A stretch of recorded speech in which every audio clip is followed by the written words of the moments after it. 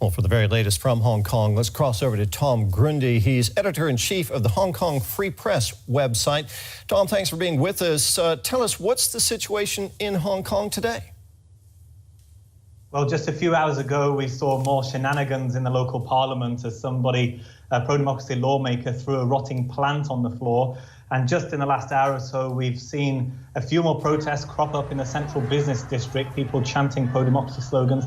That's despite about 360 arrests yesterday, some of them school children in uniform, pepper spray, pepper balls, as you mentioned, a huge police security operation surrounding the legislature as it debated that controversial national anthem law.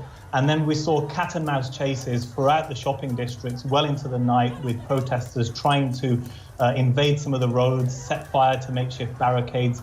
But it seems police very much have the upper hand at the moment. They're very prepared, and there's been a huge police presence on the streets in the last couple of days. Now, today, authorities in mainland China are expected to pass a national security law for Hong Kong that many say is tantamount to imposing direct rule. If that happens, how can we expect Hong Kongers to react? I think we can safely say with more protests. This law is set to ban sedition, secession and subversion, but it will not get any local legislative oversight, unlike the National Anthem bill. It will be directly inserted into Hong Kong's mini-constitution in the coming weeks and days.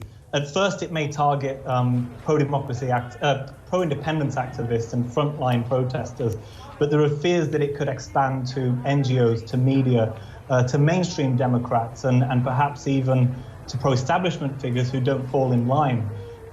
So with the local officials now calling a lot of the protesters terrorists, we're going to see tonight perhaps some of the wording, perhaps some messages from Li Keqiang, the #2 Chinese official, as to what this draft legislation might look like.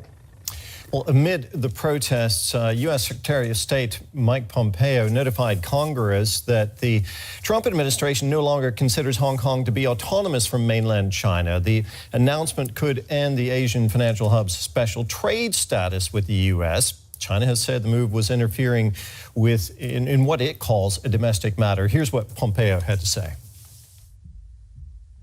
Hong Kong does not continue to warrant treatment under United States laws in the same manner as U.S. laws were applied to Hong Kong before July 1997. No reasonable person can assert today that Hong Kong maintains a high degree of autonomy from China, given facts on the ground. Tom, what would it mean for Hong Kong if the U.S. revokes the territory's special trading status? Well, at the moment, Hong Kong is considered separate when it comes to trade policies regarding the US, but we don't know the details yet. The top official in Asia from the US has said that this is a 1-2 action. They will make the declaration, as they have done, and then they will see how to act. It could involve sanctions against officials, which some of the pro-democracy crowd here are lobbying for, new visa rules, investment restrictions. Joshua Wong, famous local activist here, told us earlier that I think this is now the time we will continue our international advocacy and seek bipartisan support. That action itself, a lot of the local authorities consider to be foreign interference.